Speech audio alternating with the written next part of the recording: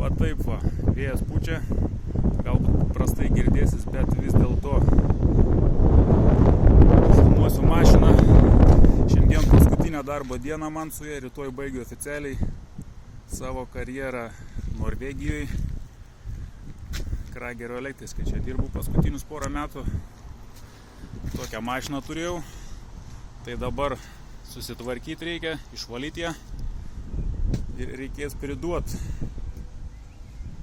Čia ką turėjau mašinai, ką vežiojaus.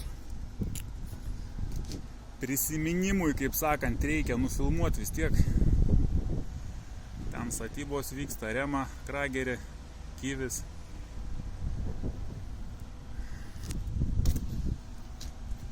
Tai va, gal padarysiu dar garbės ratą. Garbės ratą šitai mašinai, šitam darbui, šitai šaliai.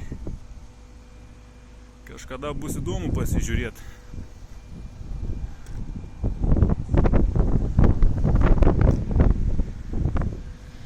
Opel Combo.